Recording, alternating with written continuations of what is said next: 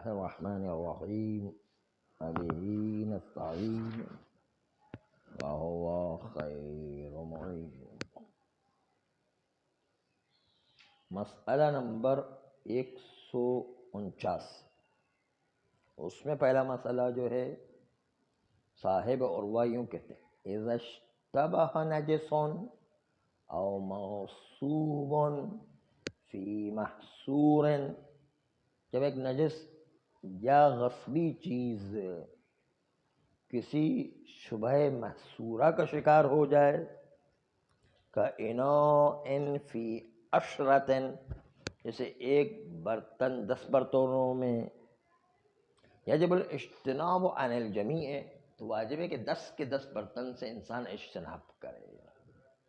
وَإِنِ اشْتَبَهَ فی غیر المحصور، لیکن نجس یا غصبی چیز شبہ غیر محصورہ میں ہو کواحد فی الف، جیسے 1000 کے اندر ہو مثلا، تو لا یجب الاجتناب عن شیء منہ، واجب نہیں اجتناب کرنا کسی چیز سے اس 1000 میں سے. اجتناب کرنا واجب نہیں، شبہ غیر محصور ہے، 1000 میں سے 1000 کا اشتباہ جو ہے وہ شبہ غیر محصورہ ہے، اس لیے اجتناب کرنا وہ لازمی نہیں ہے.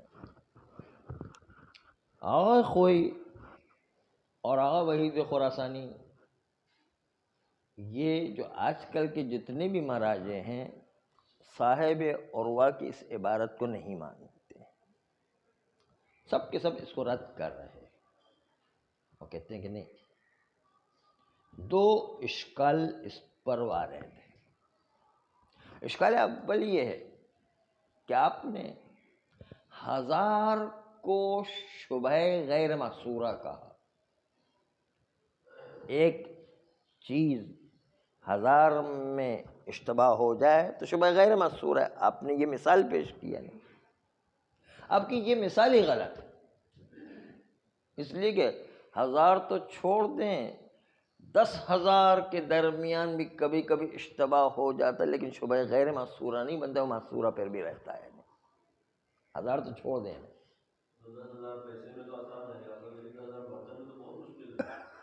ابھی جو مثال پیش کر رہے ہیں آپ خود ایک مثال پیش کی، وہ مثال آپ کے سامنے پیش کر رہا ہے. جیسے 1000 دانے گندم میں سے 1 دانہ گندم غصبی ہو گیا مثلا، تو اب کیا ہم اس کو کہہ سکتے کہ 1000 دانے گندم یہ سب کے سب شبہ غیر محصورہ ہو گیا ہے؟ اس سے اجتناب کرنا چھوڑ دیں گے، بس دوسرے اور گندم کو استعمال کریں گے. اس میں کیا ہے؟ 1000 گندم فرض کریں آدھا کلو کے اندر 1000 گندم آ جاتے ہیں، تو آدھا کلو سے ہم اجتناب کریں گے. اس میں کون سے یہ شبہ غیر محصورہ کام بنائیں گے؟ یہ آخوئی کی مثال ہے کہ یہ شبہ غیر محصورہ کام بنائیں گے، یہ تو شبہ محصورہ ہے، ہم اس 1000 سے اجتناب کریں گے، کیا حرج ہے؟ اس لیے کہتے ہیں یہ جو مثال آپ نے پیش کی 1000 کی، ایک چیز 1000 میں منحصر ہو جائے تو شبہ غیر محصورہ بنتا ہے، اس مثال کو ہم نہیں مانتے. آپ کی مثال غلط ہے. بلکہ ہم نے کہا نا 10,000 بھی ہو تو اجتناب کرنا کون سا مشکل ہے. ایک جو ہے پوری بوری سے انسان اجتناب کرے گا، کیا فرق پڑے گا، ایک بوری نہیں کھائے گا. وہ ایک الگ مثال ہے، وہ ابھی ہم پیش کر رہے ہیں. تو مثال جو ہے اس میں سے ایک مثال آ جائے تو ایک مثال بھی جو ہے اصل قانون کو توڑ دیا کرتا ہے، قانون ٹوٹ گیا ہے. مثال میں مناقشہ بھی نہیں ہے، سچ سچ جو ہے مثال میں ایک مثال بھی ایسی آ جائے جو پورے قانون کو توڑے تو قانون نہیں بن سکتا ہے. پھر اس کا مطلب بس قانون تو ٹوٹ گیا نہیں.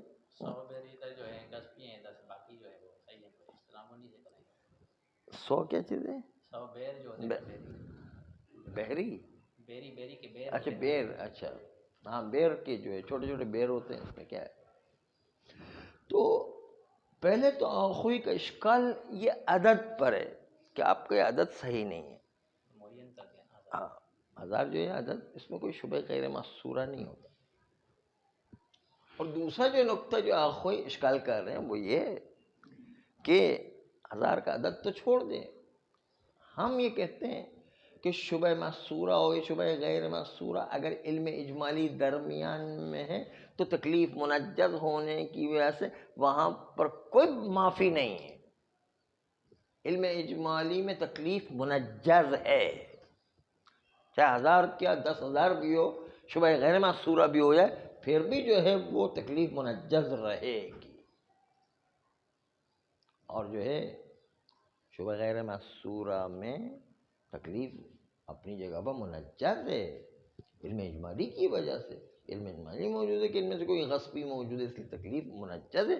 تکلیف اپنی جان نہیں چھوڑتا جب تک کہ جو اس کو درمیان سے نکال نہ دیا جائے یا علم اجمالی کو ختم نہ کر دیا جائے. اب جو ہے یہ تو پھر کوئی آخوئی سے کہتے ہیں کہ بھائی پھر آپ بتائیے کہ شبہ غیر محصورہ کا علاج کیا ہے؟ نہیں، ہاں اس کا ایک علاج ہے. آپ لیکن یہ بات یاد رکھ لیں کہ عدد کی وجہ سے شبہ غیر محصورہ نہیں بنتا ہے. غیر محصورہ بن بھی جائے پھر بھی جو تکلیف منجز ہے علم اجمالی کی وجہ سے. وہ علم اجمالی جان نہیں چھوڑے گا آپ کی، کبھی تکلیف منجز کر کے رہے گا. علاج کیا ہے؟ کہتے علاج ایک اور چیز ہے، آپ اس پر غور کریں. اسی لیے علماء نے شبہ محصورہ کا معیار عدد کو نہیں قرار دیا بلکہ کچھ اور چیز کو معیار قرار دیا. آج کل سب وہی چیز مانتے ہیں، اس کو وحید خراسانی اور دوسرے جو ہے مراجع کرام جو مثال پیش کرتے ہیں، وہ چند مثالیں آپ کی خدمت میں پیش کریں گے صرف ایک جملہ کہہ کر. وہ جملہ ہی مثالیں چاہتا ہے.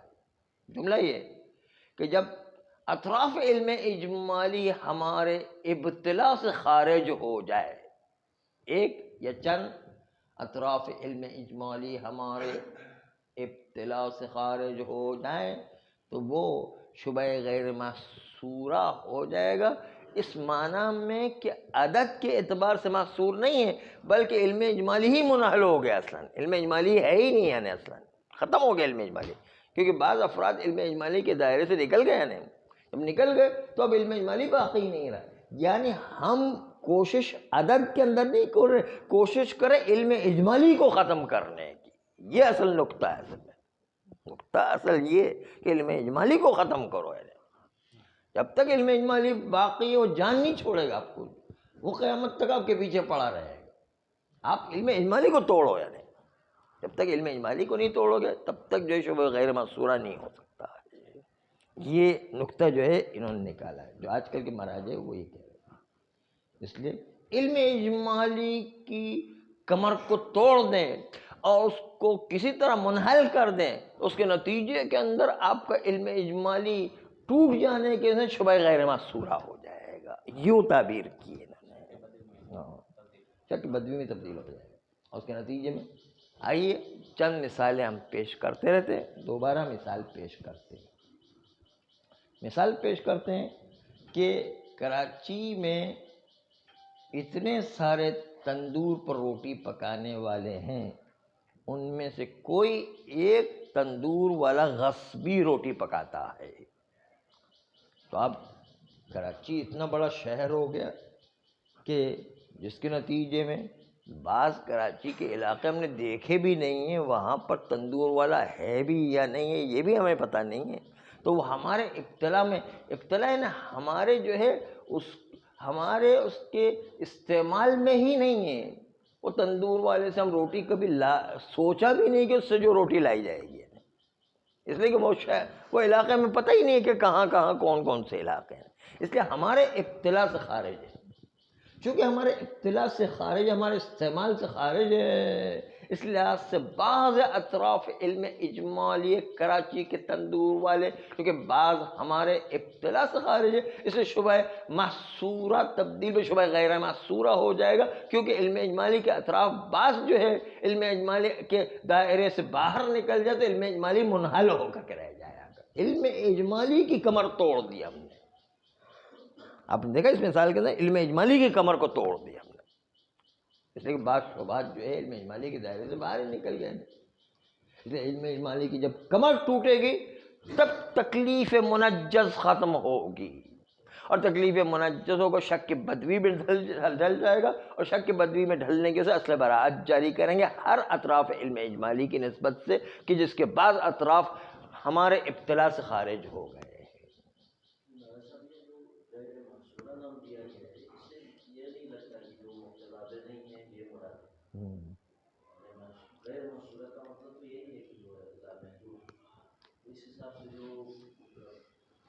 بات.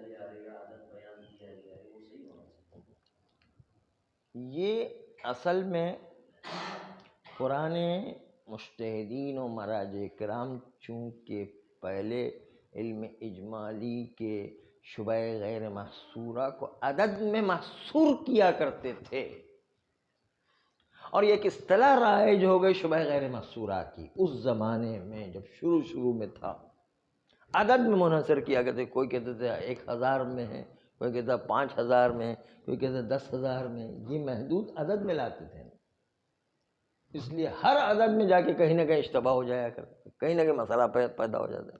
اس لیے آہستہ آہستہ نظریہ آگے بڑھتا رہا. اور آج کل کے مراجع اور جدید جو نظریہ یہی ہے کہ شبہ محصورہ کا معیار عدد نہیں ہے، شبہ محصورہ کا معیار کچھ اطراف علم اجمالی ہمارے استعمال اور ہمارے ابتلاء سے خارج ہو جائے. یہ بعد میں اصطلاح بنتی گئی، آہستہ آہستہ کر کے ترقی کی ہے. اور بزرگوں کے اصطلاح کو چھیڑا نہیں ہے اس جدید قسم کے مراجع نے، کہا کہ ٹھیک ہے اصطلاح باقی ہے لیکن اس کا معیار بدل دیا. وجہ یہ ہے کہ جتنا بھی ہو تکلیف منجز ہے، تکلیف منجز کو کیا کریں، جان نہیں چھوڑ رہے وہ. اس لیے جو جان چھڑانے کا طریقہ یہی ہے کہ ہم علم اجمالی کی کمر توڑ دیں گے.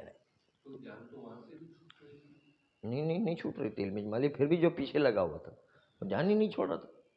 وہ جو ہے پیچھے لگا ہوا تھا، اس کے بغیر جو ہے وہ تکلیف منجز ہے جب تک کہ علم اجمالی کی کمر کو آپ نہیں توڑیں گے.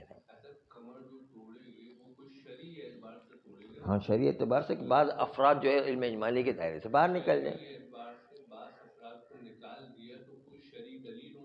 ہاں ابتلاء بہی سے خارج، ہمارے استعمال میں ہی نہیں ہوتا. مثلا بعض جو ہے تندور والے یہاں ہم شک کرتے ہیں کہ جو ہے کراچی اور حیدرآباد کے درمیان کوئی ایک تندور والا نجس روٹی پکاتا ہے، یہ غصبی روٹی، تو حیدرآباد میں تو ہمارا جانا ہی نہیں ہوتا روٹی لانے کے لیے.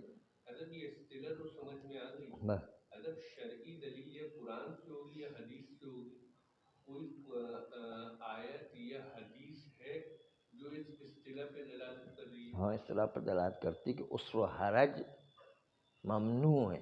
عسر و حرج جو ہے وہ شریعت میں حکم اولی کو تبدیل کر دیا گیا.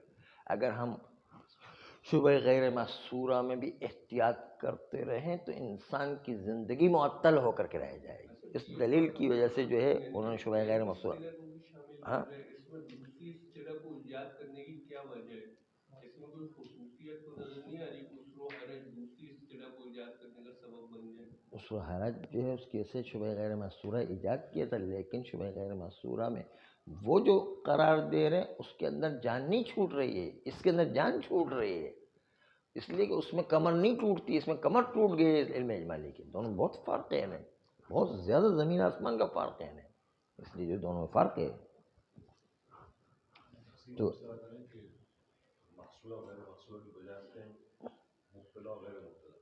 ہاں یہ اب آئندہ جدید اصطلاح بعد میں یہی آنے والی ہے، لیکن چونکہ پرانی چلی آ رہی ہے اس لیے اسی تعبیر کو باقی رکھا ہے. وإلا حقیقت میں یہی ہے کہ جو ہے شبہ بعض افراد مبتلا بہی میں شامل ہو یا بعض افراد کے تمام افراد جو مبتلا بہی میں شامل نہ ہو. مبتلا اور غیر مبتلا کا معیار رکھیں تو اصل یعنی کہ یہ محصور غیر محصور ہی نہیں رہے گا.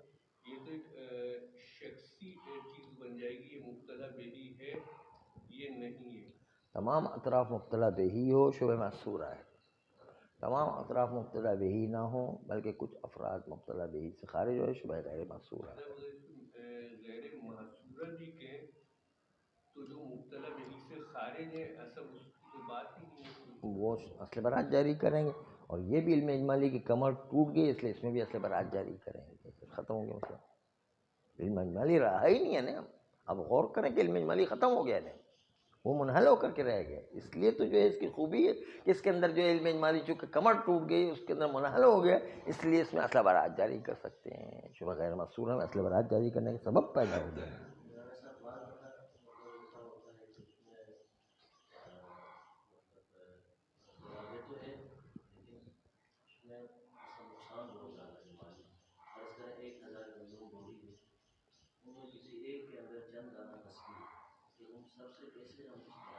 دانے میں جو ہے وہ عدد جو ہے اس کے اندر کہہ رہے ہیں تو یہ سب مبتلا بہ ہی ہے، تو وہ مبتلا بہ ہی استعمال نہیں کر سکتے، اس کو چھوڑنا پڑے گا۔ 1000 بوری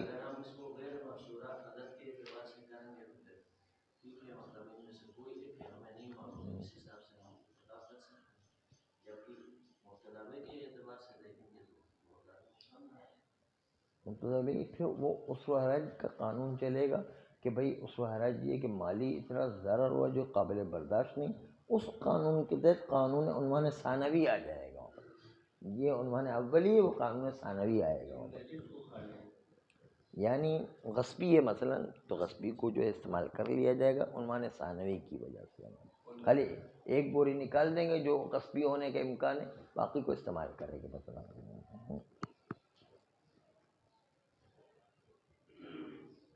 تو آخوئی نے پہلے تو عدد پر اشکال وارد کی، اور ثانیاً اشکال وارد کیا اس بات پر کہ عدد کے علاوہ علم اجمالی جتنے بھی عدد میں آپ لے کر آ جائیں وہ چونکہ منجز ہے، اس لیے علم اجمالی جب تک جتنے بھی عدد میں ہو منجز ہو جائے، بقول آپ کے غیر مستورہ میں منجز ہو جائے، پھر بھی علم اجمالی اپنا اثر دکھا کے رہے گا اور تکلیف جان نہیں چھوڑے گی، کہتے ہیں وہ جو ہے آپ کی جان نہیں چھوڑے گی۔ کس نے کہا کہ تکلیف جان چھوڑ دے گی علم اجمالی کی موجودگی میں؟ یہ بات ہی جو ہے صحیح نہیں، علم اجمالی جان نہیں چھوڑتی ہے نا، جب ہمیں یقین ہے تو علم اجمالی تکلیف کو منجز کر کے رہے گی۔ نہیں یہاں نہیں چھوڑ رہے، علم اجمالی کو چھڑوا رہے ہیں ہم، علم اجمالی کو توڑ رہے ہیں ہم، وہ تو آپ آخوئی کریں علم اجمالی باقی ہے 10,000 افراد میں مثلا، تو بھی آپ علم اجمالی جان نہیں چھوڑیں گے، تکلیف منجز ہو کر رہے۔ یہ اشکال آخوئی کا کہ آخوئی کہتے ہیں کہ عدد سے علم اجمالی کے اندر تکلیف منجز ہونے کو کوئی روک نہیں سکتا۔ کس نے کہا کہ علم اجمالی ختم ہو گیا؟ کس نے کہا علم اجمالی کی موجودگی میں تکلیف منجز نہیں ہوا کرتی؟ عدد سے کوئی فرق نہیں پڑتا ہے، عدد جتنے بھی ہو کیا فرق پڑتا ہے؟ یہ آخوئی کا اشکال ہے، اس لیے کہتے ہیں عدد کے اندر جو ہے آپ علم اجمالی کو ختم کرنے کی کوئی صلاحیت نہیں رکھتے، تکلیف منجز ہے، اور اس کے نتیجے میں شبہ غیر محصورہ ہو چاہے محصورہ کوئی فرق نہیں پڑتا، سب کے اندر علم اجمالی منجز ہو کر تکلیف کو منجز کیا کرتا ہے۔ بس اس لیے جو ہے آپ کو دوسرا راستہ نکالے، ہاں عدد ہو جو ہاں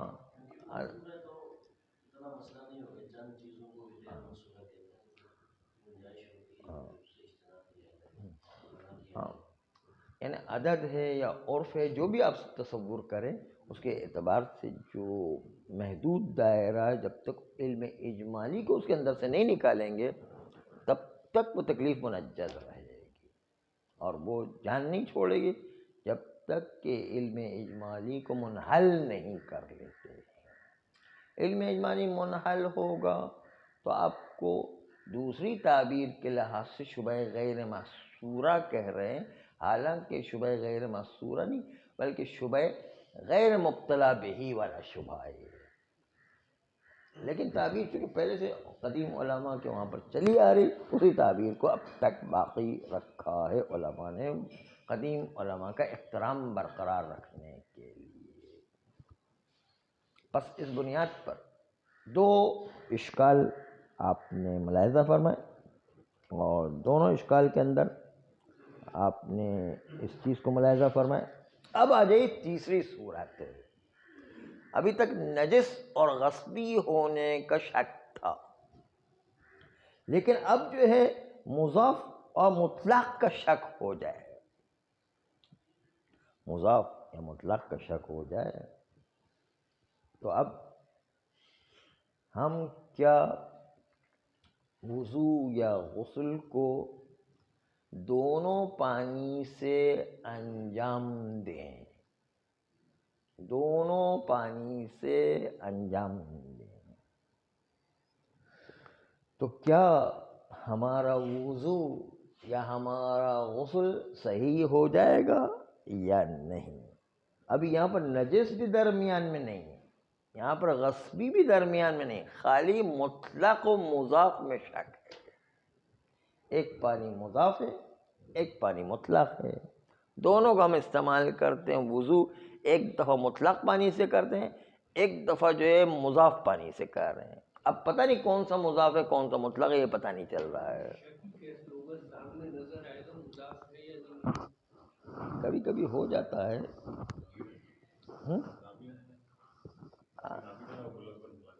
بہت ساری چیزیں ہو سکتی جو ہے استعمال کرنے میں جو ہے انسان کو بہت سارے شک آ سکتے ہیں۔ جیسے نابینا کی مثال پیش کی، یا انسان اتنا کمزور ذہن ہے جو تشخیص دینے میں جو اتنی صلاحیت نہیں رکھتا، اس کو پتہ ہی نہیں چل رہا ہے کہ کیا ہو رہا ہے، یا بالکل جاہل آدمی، اس کو کیا پتہ کیا مضاف ہوتا ہے کیا مطلق ہوتا ہے، بس اس نے یہ سنا ہے کہ مطلق ہوتا ہے مضاف ہوتا ہے، لیکن کیا ہے کچھ پتہ ہی نہیں۔ بہت سارے مسائل ہیں، یعنی ہزار چیزیں ہوتی ہیں۔ دیہات میں اندھیرا ہوتا ہے، صبح میں بہت سارے مثالیں جو ہے وہ خود آپ ہی بنائیے کہ کتنی مثالیں بن جائیں گی۔ تو ہم تو جو ہے اس فرض کی بنیاد پر کہ مثالیں تو آپ خود بنا لیں گے، اس فرض پر ہم جو ہے مسئلے کو آگے بڑھ رہے ہیں کہ اگر مضاف ایک پانی ہے دوسرا مطلق ہے، اب پتہ نہیں چلے کون سا مضاف ہے کون سا مطلق ہے، اب اس کے اندر شک پیدا ہو جائے تو کیا ایک دفعہ ہم نے مضاف پانی سے وضو کیا، ایک دفعہ مطلق پانی سے، معلوم نہیں کون سا مضاف ہے کون سا مطلق، کیا دونوں سے وضو کرنے سے وضو ہو جائے گا کہ نہیں ہو جائے گا؟ کیا دونوں سے غسل کرنے سے غسل ہو جائے گا کہ نہیں ہو جائے گا؟ یہ اصل بات ہے۔ یہاں وہ پوچھتے ہیں نا یہ سمندر کے پانی سے وضو ہو گیا نہیں، ہاں، سمجھ رہے ہوتے ہیں مضاف یا یہاں پر افراد متعدد ہے اصل میں، وہ ایک ہی سمندر کا ایک ہی پانی ہے، یہ دو الگ الگ باتیں ہیں نا۔ ایک ہاں میں ہی اگر شک ہو جائے۔ ہاں، یہ ابھی ایک کا شک نہیں، دو پانی کے شک کی بات کر رہے ہیں، کم سے کم دو ہیں۔ تو آیا ایسی صورت میں وضو یا غسل صحیح مانا جائے گا یا نہیں؟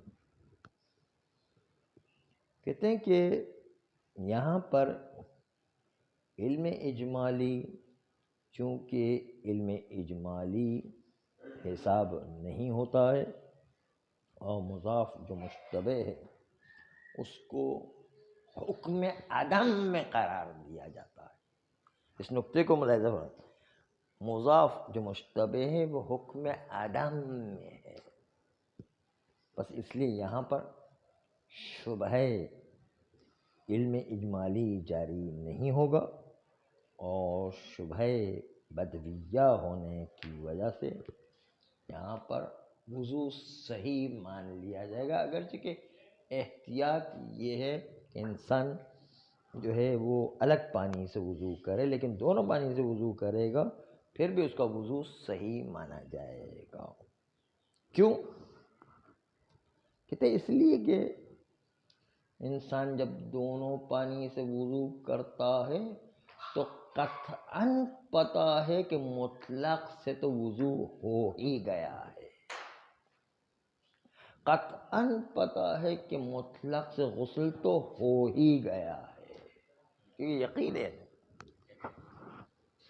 بس اس لیے، اور چونکہ مضاف پانی اگر پہلے ہو یا بعد میں ہو، مطلق پانی کے راستے میں مضاف پانی رکاوٹ نہیں ہے، نجس و غصبی کی طرح رکاوٹ ہی نہیں ہے وہ تو، اس لیے جو ہے وہ پانی چاہے مضاف پہلے استعمال ہو چاہے مضاف بعد میں استعمال ہو، وہ کوئی رکاوٹ نہیں ہے، اس لحاظ سے کہ وہ نجس بھی نہیں ہے وہ غصبی بھی نہیں ہے، اس لحاظ سے چونکہ مطلق پانی سے وضو ہو ہی چکا ہے، چونکہ مطلق پانی سے غسل ہو ہی چکا ہے یقیناً، اس لیے وضو صحیح مانا جائے گا۔ البتہ یہاں پر وضو کا صحیح ہونا مقدمے علم کی وجہ سے آپ کو دونوں پانی کو استعمال کرنا ہوگا۔